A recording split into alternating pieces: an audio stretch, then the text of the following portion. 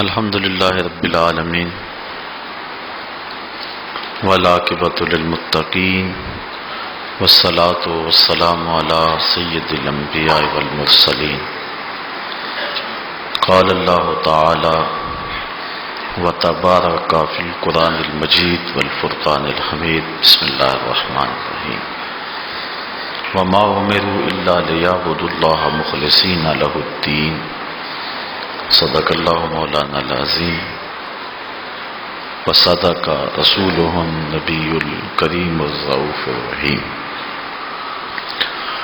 اللہم نور قلوبنا بالقرآن وزین اخلاقنا بالقرآن وادخلنا الجنۃ بالقرآن ونجنا من النار بالقرآن قال اللہ تعالی وتبارک فی شان حبیبہ مخبرا وآمرا ان اللہ وملائکتہ یصلون علی النبی یا ایہا الذین آمنوا صلوا علیہ وسلموا تسلیما صلاۃ والسلام علیک یا رسول اللہ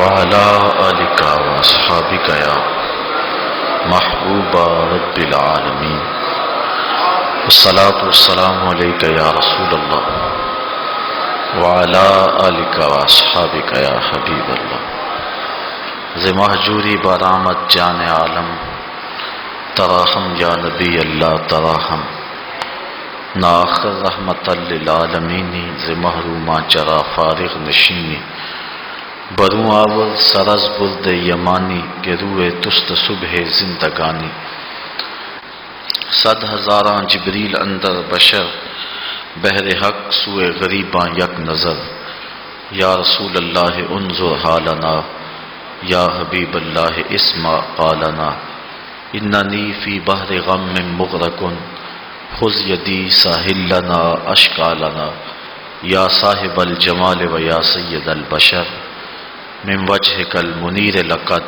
نور القمر لا يمكن الثناء كما كان حقه بعد از خدا بزرگ توئی قصہ مختصر۔ تمام حمد و ثنا تعریف و توصیف اللہ جل مجدہ الکریم کی ذات بابرکات کے لیے جو خالق کائنات بھی ہے اور مالک شش جہات بھی۔ اللہ جل وعلا کی حمد و ثنا کے بعد حضور نبی اکرم شفیع امم رسول محتشم نبی مکرم اللہ کے پیارے امت کے سہارے رب کے محبوب دانائے غیوب مالک رقاب امم فخر عرب و عجم والی کون و مکان سیاہ لا مکان سید انس و جاں سر نشین مہوشاں ماہ خوباں شہنشاہ حسینہ تتمہ دوراں سر خیل زہرہ جمالہ جلوہ صبح ازل نور ذات لم یزل باعث تکوین عالم فخر آدم و بنی آدم نیر بدہا رازدار ما اوہا شاہد ما طغا صاحب علم نشرہ معصوم آمنہ احمد مجتبیٰ حضرت محمد مصطفیٰ صلی اللہ علیہ وسلم کے حضور ناز میں اپنی عقیدتوں ارادتوں محبتوں اور نیاز مندیوں کا خراج پیش کرنے کے بعد معزز محترم سامعین السلام علیکم ورحمۃ اللہ وبرکاتہ۔ آج حسن نیت کے عنوان سے کچھ باتیں آپ کے گوش گزار کرنا چاہ رہا ہوں۔ اللہ ہم سب کو نیتوں کا جمال نصیب فرمائے۔ لغت میں نیت فعل پر ارادہ قلب کو کہتے ہیں۔ کام پر جو قلبی ارادہ ہے اس کو نیت کہتے ہیں۔ صاحب تاج العروس نے نیت کی لغوی تعریف یہ کی ہے وہ سمت جس کی طرف سفر کیا جائے امام الاصفہانی نے المفردات کے اندر نیت کی تعریف یہ کی ہے، کسی عمل کی طرف دل کا توجہ پذیر ہونا۔ صاحب محیط نے اس انداز سے نیت کی تعریف کی کہ حصول منفعت اور دفع ضرر کے لیے دل کو کسی مناسب کام کے لیے آمادہ کرنا نیت کہلاتا ہے۔ لیکن اصطلاح شریعت اسلامیہ میں عبادات میں تمیز پیدا کرنا نیت کہلاتا ہے کہ یہ ظہر کی نماز ہے، یہ عصر کی نماز ہے۔ جب بندہ کھڑا ہونے لگتا ہے تو اس کو یہ امتیاز پیدا کرنا ہوتا ہے کہ میں کون سی نماز پڑھ رہا ہوں، یہ میں روزہ فرض رکھ رہا ہوں یا کہ نفل رکھ رہا ہوں، میں یہ احرام عمرے کا باندھ رہا ہوں یا کہ حج کا باندھ رہا ہوں۔ عبادات کے درمیان جو تمیز پیدا کی جاتی ہے اس کو شریعت اسلامیہ کے اندر نیت کہتے ہیں۔ نیت کا یہ مفہوم فقہا کے نزدیک ہے، اور جب فقہا نیت پر بحث کرتے ہیں تو اسی مفہوم میں کرتے ہیں، لیکن صوفیاء اور عارفین کے نزدیک مقصود کے اعتبار سے تمیز پیدا کرنے کو نیت کہتے ہیں کہ یہ عمل میرا اللہ کی رضا کے لیے ہے، اس کی تمیز پیدا کرنا، اور کون سا عمل ہے کہ جس میں اللہ کی رضا نہیں ہے، یہ عمل اس کی رضا کے لیے ہے، یہ اس کی رضا کے لیے نہیں ہے، اس میں تمیز پیدا کرنے کو نیت کہا جاتا ہے۔ عموماً عرف میں جب نیت کا مفہوم بیان کیا جاتا ہے تو اس سے یہی نیت ہی مراد ہوتی ہے، اور اسلام میں حسن نیت کے عنوان سے آج جو گفتگو ہے، شریعت کی اصطلاح کے اندر نیت کا یہ جو دوسرا مفہوم ہے، اسی عنوان کے ساتھ آپ کے سامنے کچھ باتیں عرض کرنے کی کوشش کروں گا۔ بعض لوگوں نے کہا کہ اخلاص نیت یہ ہے کہ قلب و ارادہ سے اس کی ضد نکل جائے، کہ اگر اللہ کی رضا کے لیے کام کر رہا ہے تو غیر کی رضا مقصود نہ ہو، اللہ کی رضا کا حصول یہ مقصد ہے، اور اس کی ضد اللہ کے علاوہ کسی اور کے رضا کو حاصل کرنا ہے، تو دوسرے مقصد سے دل کو خالی کر کے محض اللہ کی رضا کے لیے وہ عمل کرنا، یہ نیت کا حسن ہے اور یہ نیت کا جمال ہے۔ ہمارے صوفیاء جب تک نیت کا استحضار نہیں ہوتا تھا اتنی دیر تک اعمال شروع نہیں کیا کرتے تھے۔ حضرت حسن بصری رضی اللہ تعالی عنہ کا انتقال ہوا، جو جلیل القدر تابعی ہیں، تو اس دور کے جلیل القدر تابعی حضرت محمد بن سیرین رضی اللہ تعالی عنہ نے حضرت حسن بصری کا جنازہ نہیں پڑھا۔ لوگوں نے پوچھا کہ آپ نے حضرت امام حسن بصری کا جنازہ کیوں نہیں پڑھا؟ تو حضرت محمد بن سیرین فرمانے لگے کہ میری نیت نہیں ہوئی تھی اس لیے میں نے نہیں پڑھا، نیت کے فقدان کی وجہ سے، فقد نیت کی وجہ سے میں جنازے میں شامل نہیں ہوا ہوں۔ حضرت یحییٰ بن کثیر فرماتے ہیں عمل میں حسن نیت عمل سے زیادہ باعث رسائی ہے، اللہ تعالیٰ کی طرف رسائی کا سبب عمل سے زیادہ عمل کا جو حسن نیت ہے وہ ہے۔ حضرت فضیل بن عیاض رضی اللہ تعالی عنہ فرماتے ہیں کہ نیت کے بغیر بات بھی نہ کرو، پہلے نیت کا استحضار کر لیا جائے اور پھر اس کے بعد بات کی جائے۔ نیت ٹھیک ہوگی اور عمل بھی ٹھیک ہوگا تو پھر اجر مرتب ہوگا۔ اگر دونوں میں سے کسی ایک کا فقدان ہے تو اجر مرتب نہیں ہوگا، یعنی عمل بہت اچھا ہے لیکن نیت ٹھیک نہیں ہے، اللہ کی راہ میں جان وار دی، بہت اچھا عمل ہے، اس سے بہتر عمل کیا ہو سکتا ہے، اپنی جان جیسی متاع عزیز قربان کر دی، لیکن نیت تھی شہرت اور ناموری کی، تو اجر مرتب نہیں ہوگا، اور دوسری صورت یہ ہے کہ نیت ٹھیک ہے لیکن عمل ٹھیک نہیں ہے تو پھر بھی اجر مرتب نہیں ہوگا۔ ایک شخص اس لیے ڈاکہ مارتا ہے کہ میں 10-20 بیوہ عورتوں کی کفالت کروں گا اور 5-7 یتیم بچیوں کی شادی کر دوں گا، یا اس لیے چوری کرتا ہے کہ میں اس سے مسجد بنواؤں گا، تو نیت اس کی ٹھیک ہے لیکن جو عمل ہے وہ ٹھیک نہیں ہے، لہذا اس پر بھی کوئی ثواب نہیں ہے۔ ثواب مرتب تب ہوگا جب نیت بھی ٹھیک ہو اور عمل بھی ٹھیک ہو۔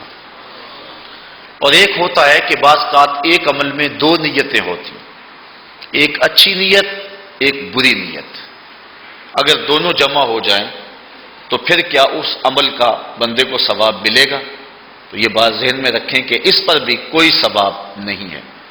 اور ہمارے پاس اس عنوان سے حضور علیہ السلام کا ایک فرمان موجود ہے، حضرت ابو امامہ الباہلی رضی اللہ تعالی عنہ کی مرویات سے ہے، فرماتے ہیں کہ ایک شخص نے حضور کی خدمت میں عرض کی، غالباً حضرت ابو امامہ الباہلی نے حضور کی خدمت میں عرض کی کہ ایک شخص راہ خدا میں لڑتا ہے، اپنی جان جیسی متاع عزیز وارنے کے لیے وہ راہ خدا میں جہاد کرتا ہے، اس کا مقصد یہ ہے کہ مجھے اجر ملے، اور ساتھ ساتھ یہ مقصد بھی ہے کہ میری شہرت بھی ہو۔ تو حضور سے سوال کیا کہ کیا اس کو اجر ملے گا، اس کا یہ عمل ٹھیک ہے، اس پر اس کو ثواب نصیب ہوگا؟ تو آقا کریم نے ارشاد فرمایا لا شیء لہ، اس کے لیے کچھ بھی نہیں ہے۔ تو انہوں نے پھر دوبارہ عرض کی کہ حضور اگر کوئی شخص اللہ کی راہ میں شہادت پانے کے جذبے سے، اجر کی نیت سے جہاد کے محاذ پہ جاتا ہے، لڑتا ہے، جدوجہد کرتا ہے، لیکن ساتھ یہ بھی بات ہے کہ میری شہرت بھی ہو جائے، تو کیا اس کو کوئی اجر ملے گا؟ آقا کریم نے فرمایا لا شیء لہ، اس کے لیے کچھ بھی نہیں ہے۔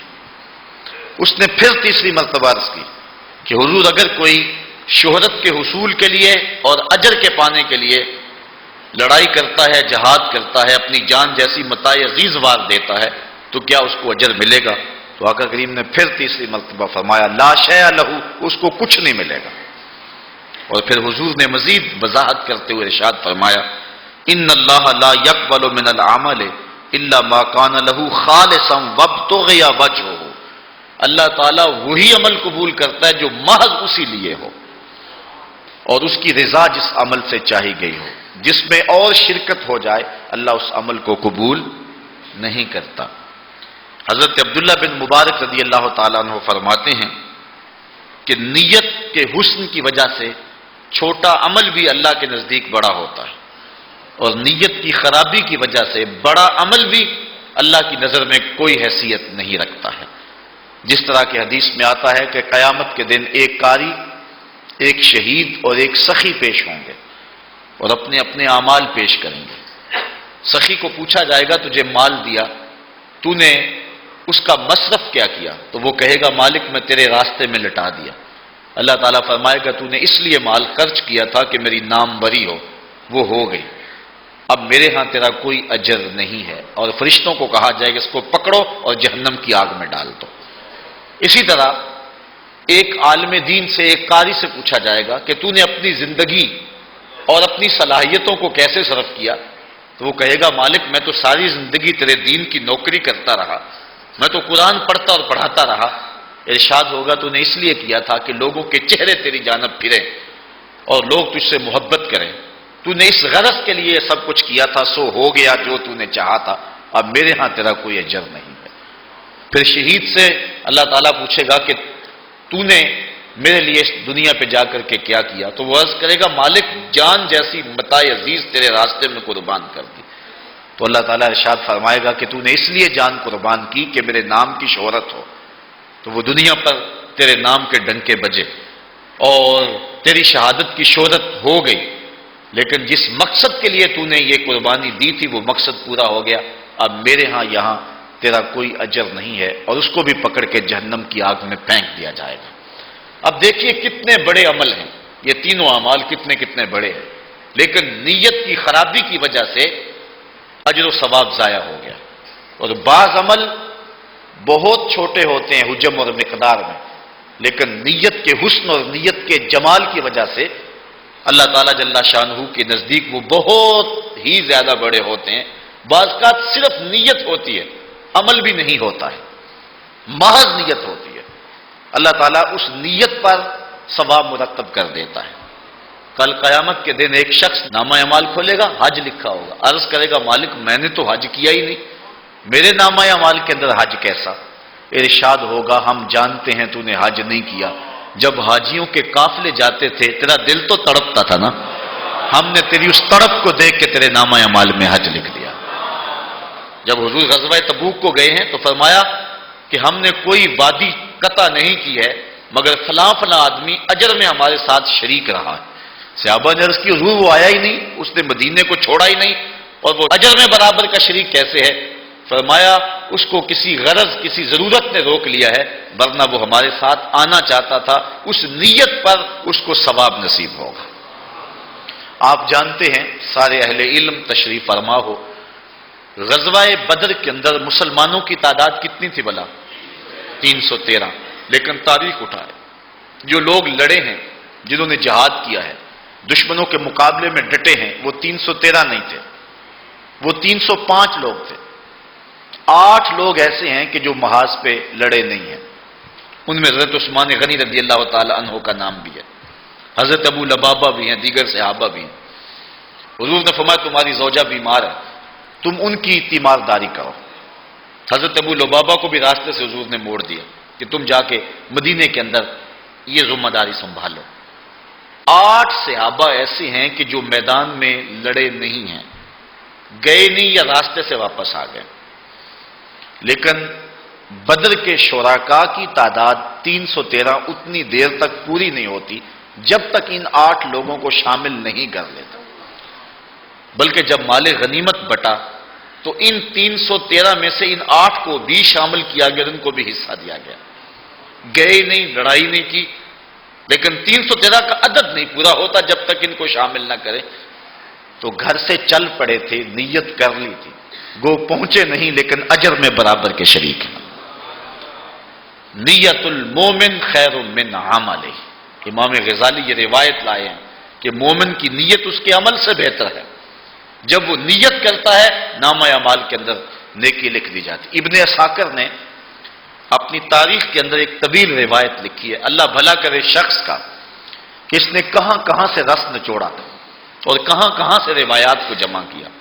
ابن عساکر کو ابن عساکر اسی لیے کہتے ہیں کہ وہ لشکروں کے ساتھ رہتا تھا، جب بھی کوئی لشکر سجتا آراستہ ہوتا تو ابن عساکر بھی چلا جاتا اور اس لشکر کے ساتھ شمولیت اختیار کر لیتا۔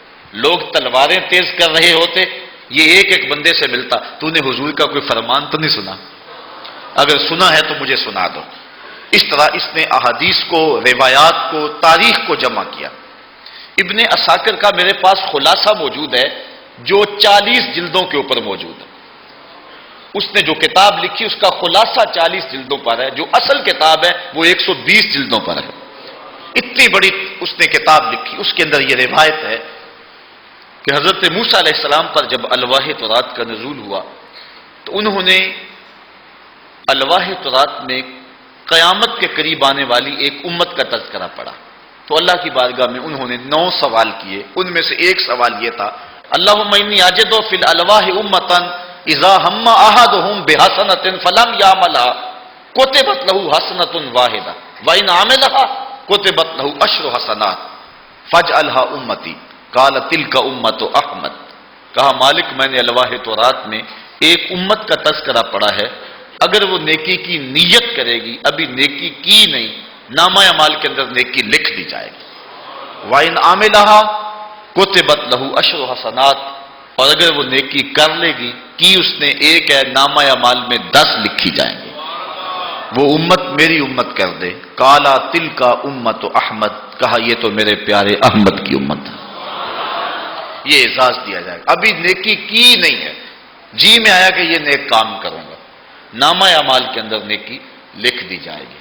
اور آگے لطف دیکھیے، اور اگر نیکی کر لی ہے، کی ایک ہے، نامہ اعمال میں 10 لکھی جائیں گے، یہ اس امت کو شرف دیا جائے گا۔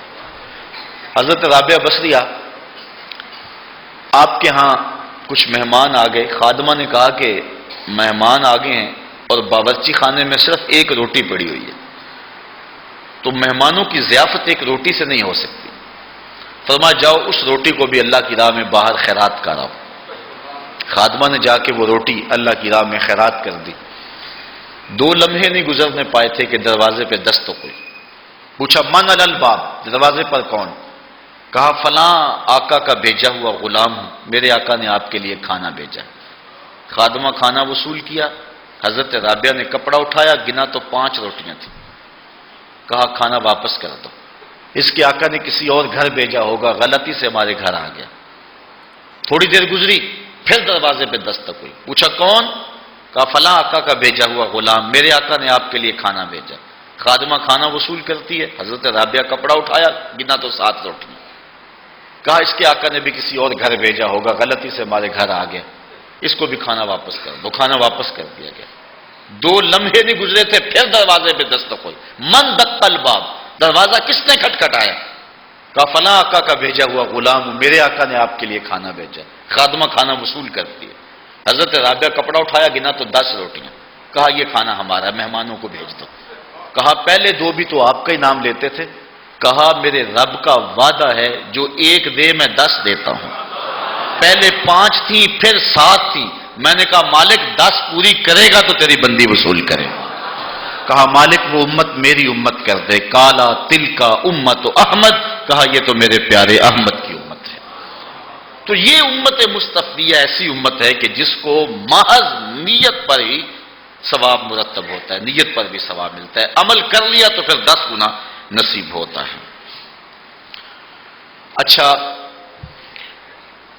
اگر کسی شخص نے اچھی نیت کر لی، نامہ اعمال کے اندر اجر لکھ دیا گیا، تو حضرت عبداللہ ابن مبارک فرماتے ہیں کہ نیت کی وجہ سے چھوٹی چیز بھی اللہ کے ہاں بہت بڑی ہے، اور اگر نیت ٹھیک نہیں ہے تو بہت بڑی چیز بھی اللہ کی نظر میں کوئی حیثیت نہیں رکھتی۔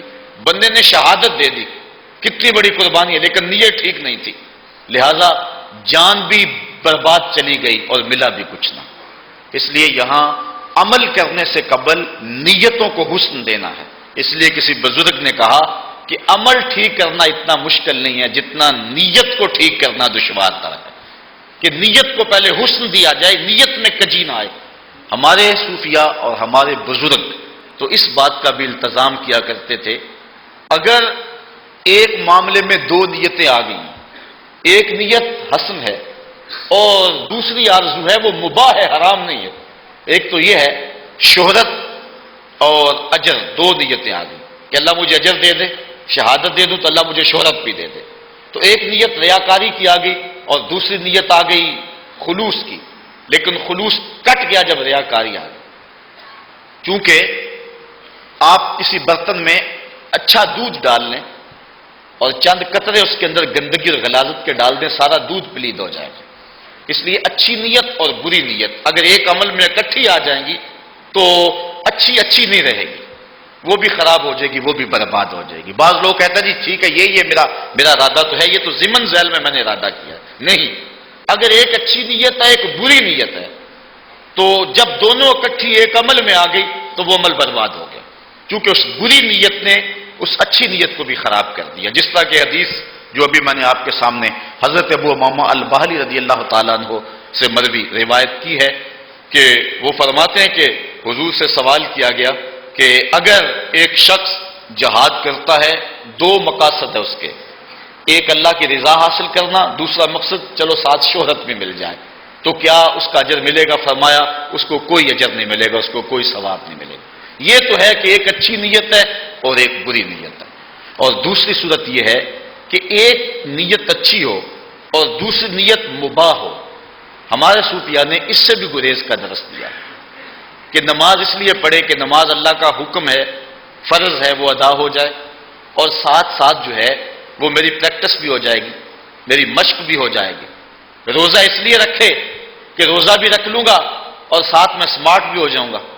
2 نیتیں ہیں، سمارٹ ہونا یا پریکٹس کرنا، یہ کوئی بری بات نہیں، امر مباح ہے، لیکن حسن نیت کے ساتھ ایک ایسی نیت اور شامل ہوگی۔ ہمارے صوفیہ فرماتے ہیں جو اعمال کا حسن ہے ساتھ والی نیت نے اس کو بھی برباد کر دیا۔ اس لیے وہ ایک قبولیت تو ہو جائے گی، لیکن جو اس کا نور ہے اور اس کا جو حسن ہے اور اس کا جو جمال ہے، یہ ساتھ آنے والی نیت جو ہے وہ اس کو برباد کر دے گی۔ اس لیے اللہ اس بات کو پسند کرتا ہے کہ جو بھی عمل کیا جائے محض میری رضا کے لیے کیا جائے۔ حضرت رابعہ بصریہ ایک ہاتھ میں پانی کا کوزہ پکڑا ہے، ایک ہاتھ میں آگ پکڑی ہوئی ہے اور بڑے غصے سے جا رہی ہے۔ کسی نے کہا آج کدھر کے تیور ہے؟ کہا کچھ لوگ جنت کے چاہ میں عبادت کرتے ہیں، کچھ دوزخ سے ڈرتے ہوئے عبادت کرتے ہیں، میں چاہتی ہوں نہ رہے بانس نہ بجے بانسری، یہ پانی ڈال کے جہنم کو سرد کر دوں اور یہ آگ لگا کے جنت کو جلا دوں، جو بھی عبادت کرے محض اللہ کی رضا کے لیے کرے۔ اقبال کہتا تیرے عمل میں اخلاص ہو تو اس کا اجر کچھ اور ہے، حور و خیام سے گزر بادہ و جام سے گزر، جو بھی کر محض اس کی رضا کے لیے کر۔ لیکن حضرت مجدد الفسانی علیہ رحمہ نے حضرت رابعہ بصریہ کے اس قول کا رد کیا ہے۔ آپ فرماتے ہیں کہ انہوں نے حالت سکر میں یہ بات کہی ہے، اگر جنت کی طلب کرتا ہے ایک بندہ مومن یا جہنم سے ڈرتا ہے تو اس کا مطلب یہ نہیں ہے کہ وہ باغوں اور حوروں کا چاہنے والا ہے، بلکہ وہ جنت کا طالب اللہ کی رضا کے طالب کی صورت میں ہے، چونکہ جنت اللہ کی رضا کا مظہر ہے اور دوزخ اللہ کے قہر و غضب کا مظہر ہے۔ یعنی اللہ جس سے راضی ہوگا اس کو جنت میں بھیجے گا اور جس سے ناراض ہوگا اس کو جہنم میں ڈالے گا۔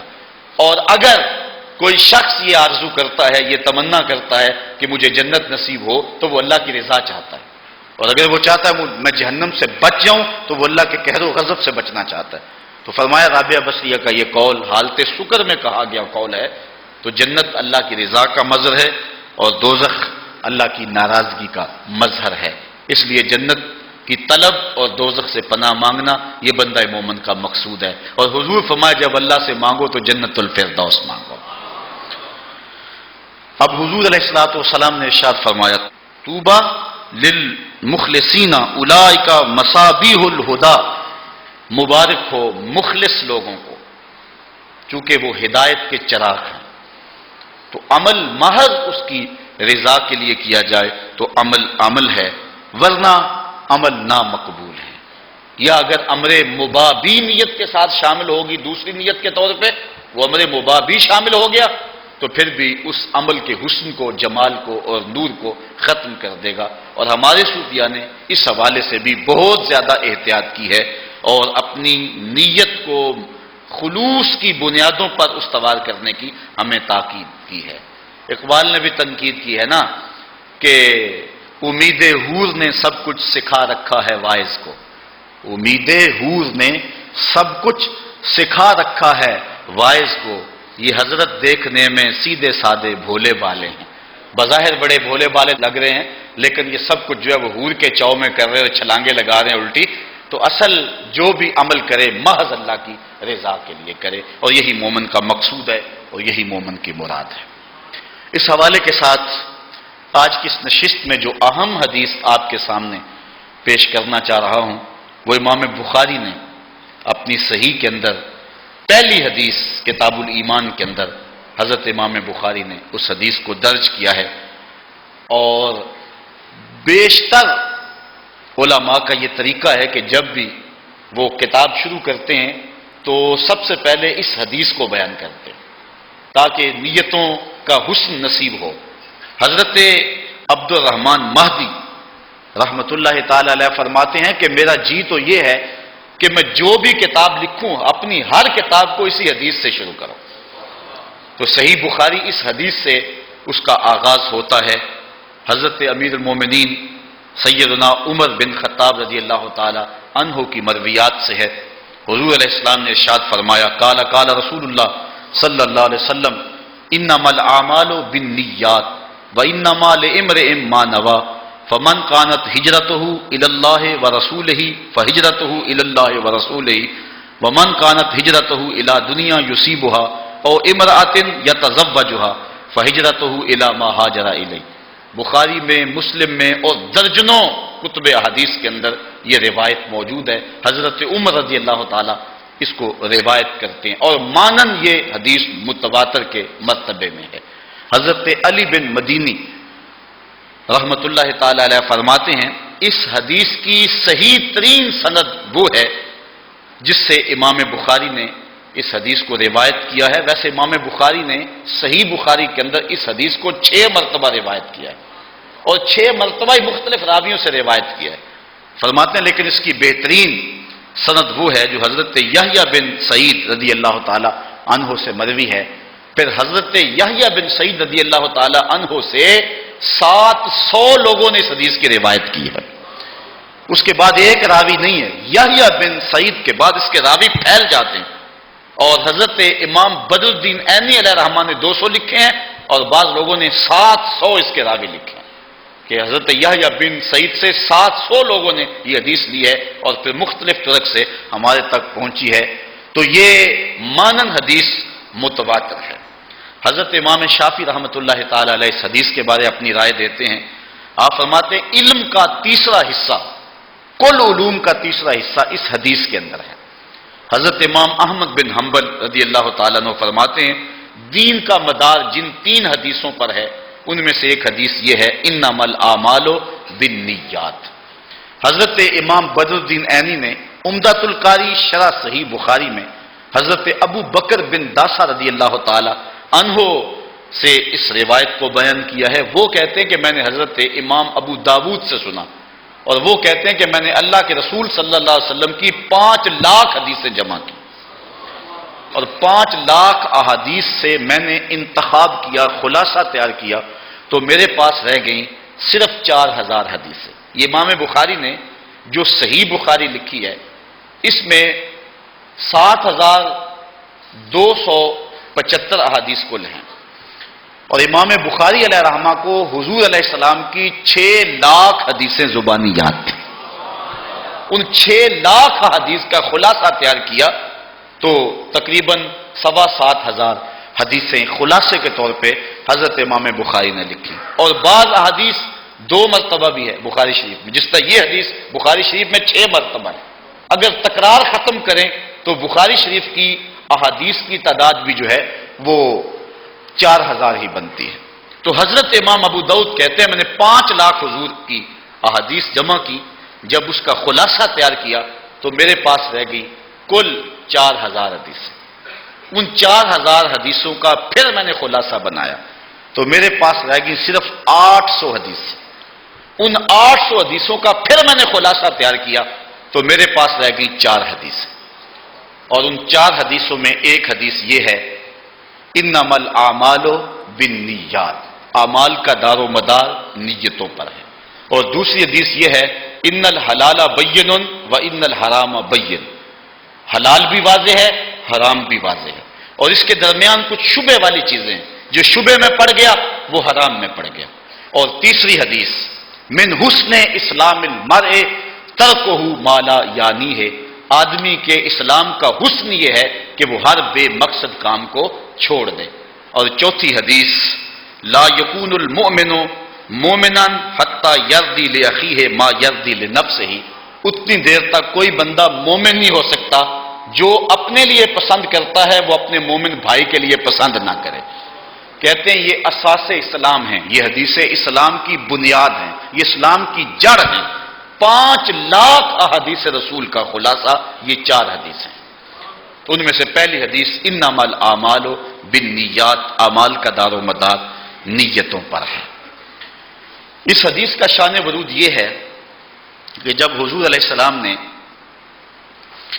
مکہ سے ہجرت فرما کے مدینہ کو اپنے وجود کی برکتیں عطا فرمائیں تو حضور کے ساتھ بہت سارے صحابہ بھی ہجرت کے لیے مکہ سے مدینہ کی طرف چلے گئے، کچھ حضور سے پہلے، کچھ حضور کے ساتھ اور کچھ حضور کے بعد۔ ایک شخص تھا جس کا مدینے کی ایک خاتون کے ساتھ ربط قلب تھا اور وہ اس کے ساتھ نکاح کرنا چاہتا تھا۔ اس عورت نے ایک شرط لگائی تھی کہ میں تیرے ساتھ نکاح کرنے کے لیے تیار ہوں، لیکن شرط ایک ہے کہ تو شہر مکہ چھوڑ دے اور مدینے میں آ جا۔ اس نے اس بات میں آر محسوس کی کہ میں ایک عورت کے لیے اپنا شہر چھوڑ دوں اور لوگ کیا کہیں گے کہ ایک خاتون کے لیے اپنا شہر چھوڑ دیا ہے۔ اچھا، اس عورت نے یہ شرط لگائی۔ مجھے ایک عورت بھی یاد آئی، کون؟ حضرت ام سلیم۔ رضی اللہ تعالیٰ عنہ، جب حضرت ام سلیم کو ابو طلحہ نے پیغام نکاح بھیجا تو حضرت ام سلیم نے کہا میری ایک شرط ہے، میرا ایک ہی حق مہر ہے، اگر تو ادا کر دے تو میں تیرے ساتھ نکاح کر لوں گی۔ تو ابو طلحہ نے کہا فوری بتاؤ کیا؟ تو ام سلیم نے کہا تم اسلام لے آؤ، یہی میرا حق مہر ہوگا۔ تو پھر ابو طلحہ فوراً اسلام کی دولت سے مالا مال ہو گئے اور ان کا نکاح ہوا، اور پھر فرمایا گیا کہ ام سلیم جیسی بیوی کوئی نہیں اور ابو طلحہ جیسا شوہر کوئی نہیں۔ یہ مدینے کے اندر مشہور جوڑی تھی، اب ام سلیم جیسی خاتون نہیں تھی، فرمایا، اور جو ہے وہ ابو طلحہ جیسا شوہر نہیں ہے، تو ان کا مہر کیا بندہ؟ اسلام۔ اور یہ کہتی ہے کہ تو اگر مکہ چھوڑ آئے تو پھر میں تیرے ساتھ نکاح کرنے کے لیے تیار ہوں۔ اس نے اس بات کو آر محسوس کیا کہ لوگ کیا کہیں گے، ایک عورت کے لیے شہر چھوڑ آیا ہے۔ لیکن جب حضور نے ہجرت فرمائی اور صحابہ گئے تو اس نے سوچا کہ اب سارے جا رہے ہیں میں بھی چلا جاتا ہوں، لوگ سمجھیں گے یہ ہجرت کر کے جا رہا ہے، اسے کہوں گا تیرے لیے آیا ہوں۔ تو جب وہاں پہنچا تو اس نے جا کر کے کہا کہ میں تو تیرے لیے آیا ہوں۔ اس نے کہا ٹھیک ہے میری شرط پوری ہو گئی، نکاح ہو گیا۔ اس خاتون کا نام تھا ام قیس۔ تو اس نے اس لیے جو ہے وہ ہجرت کی اس شخص نے، اور جا کے ام قیس سے اس کا نکاح ہو گیا۔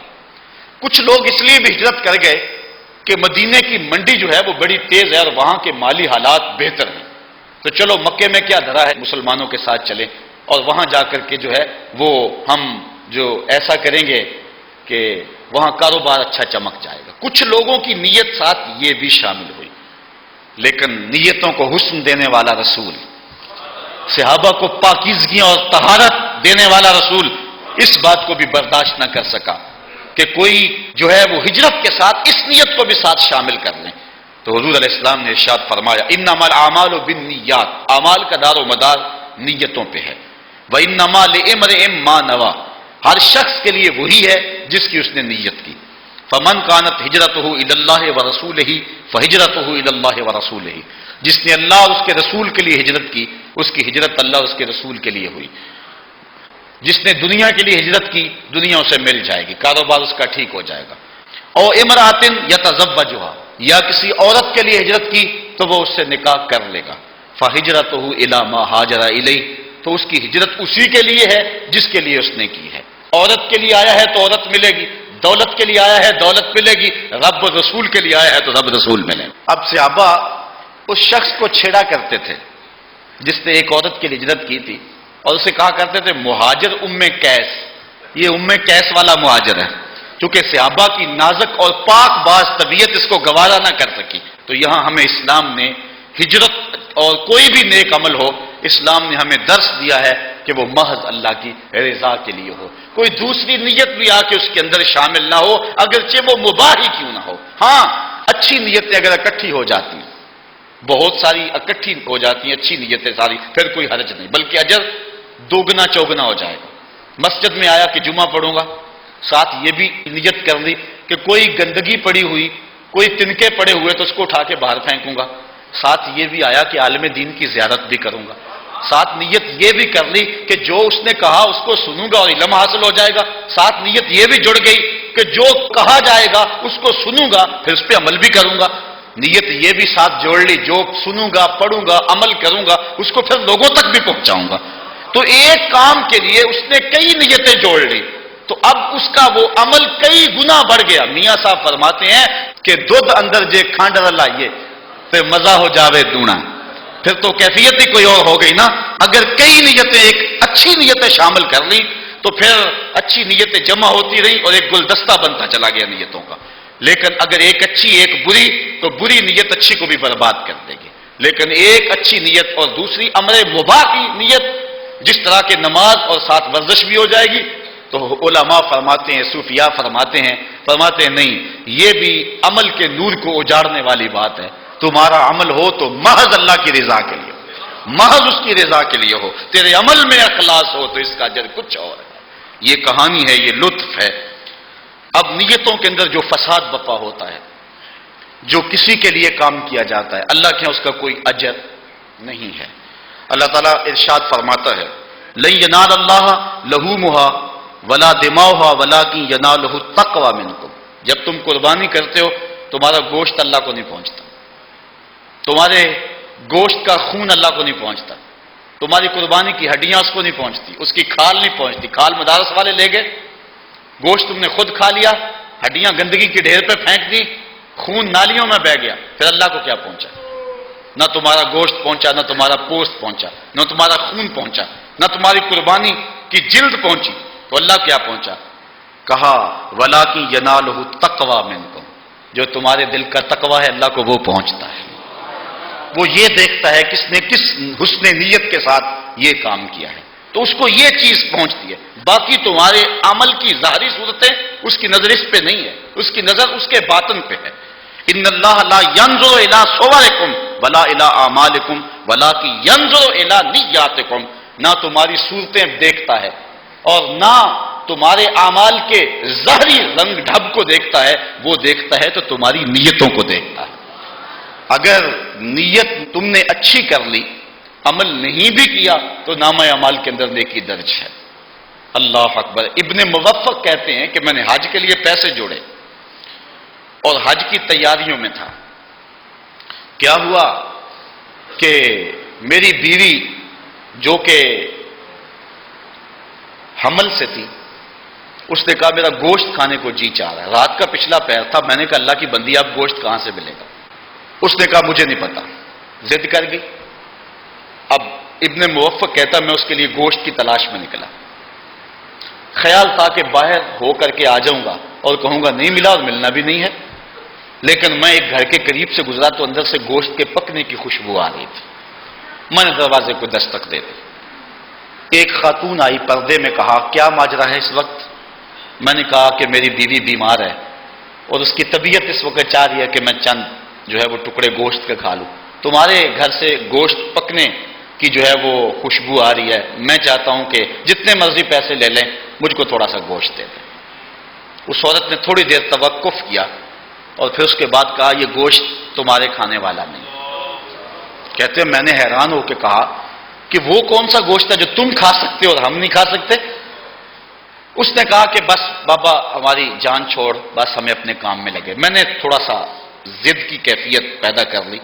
اس نے کہا پھر سنو کہ یہ تمہارے کھانے والا کیوں نہیں اور جو ہے وہ میرے کھانے والا کیوں ہے؟ 3 دن ہو گئے تھے ہمارے بچے بھوکے تھے اور کھانے کے لیے کچھ نہیں تھا، جب فاقوں سے مرنے لگے تو رات کے اندھیرے میں ہم نے ایک کتے کو پکڑ کے اس کے ٹکڑے کیے، اور یہ اس کے پکنے کی کیفیت ہے جو تم محسوس کر رہے ہو۔ ابن موفق کہتے ہیں کہ میرے دل پہ جو ہے وہ بوجھ آ گیا کہ میری بستی میں ایسے لوگ بھی رہتے ہیں جن کو کھانے کے لیے کچھ نہیں ملتا۔ میں نے حج کے لیے جو رقم جوڑی تھی پردے میں لا کے اس کو دے دی اور میں حج پہ نہیں گیا۔ کہتے ہیں کہ جب حج کا موسم آیا، لوگ جب فارغ ہو کے آئے تو جو بھی مجھے ملے کہا ابن موفق مبارک ہو تمہیں حج کی، جو بھی حاجی آئے کہے ابن موفق تمہیں مبارک ہو حج کی۔ ابن موفق کہتے ہیں میں کہتا میں نے تو حج کیا ہی نہیں، وہ کہتے ہم نے تجھے منہ میں دیکھا تھا، کوئی کہے ہم نے تجھے عرفات میں دیکھا تھا، کوئی کہے ہم نے تجھے کنکر مارتے ہوئے دیکھا تھا، کسی نے کہا کہ ہم نے تجھے صفا مروہ کی سعی کرتے دیکھا تھا۔ ابن موفق کہتا میں تو حج پہ گیا ہی نہیں۔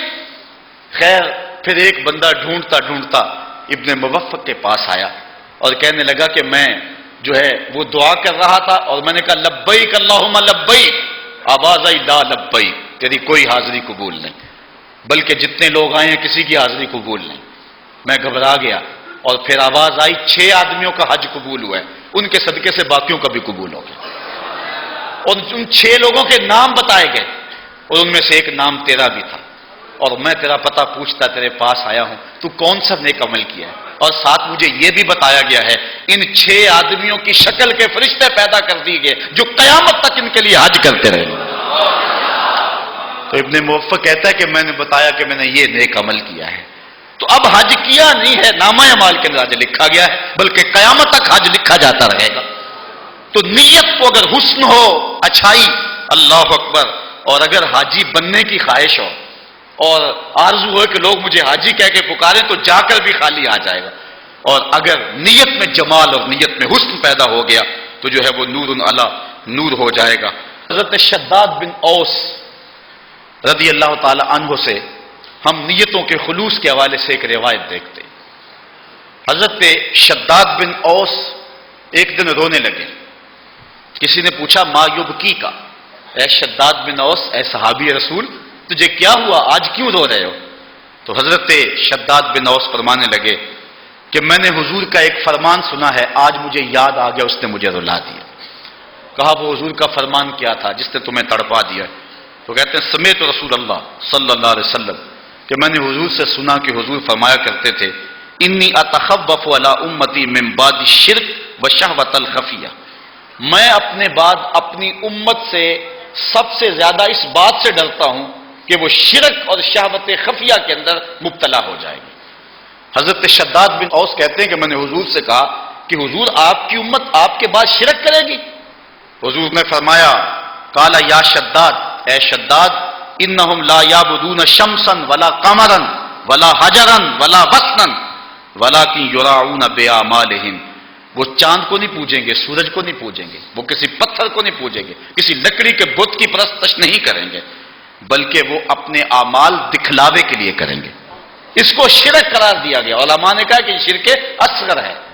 حضرت معاذ بن جبل رضی اللہ تعالیٰ عنہ حضور کی قبر انور کے پاس بیٹھ کر کے رو رہے ہیں۔ اللہ اکبر!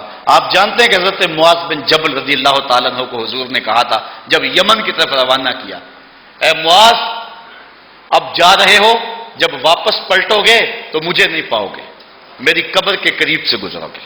تو انہوں نے زاروں کے تار رونا شروع کر دی۔ اب جب واپس آئے نا تو حضور کی قبر کے پاس بیٹھ کے رو رہے ہیں۔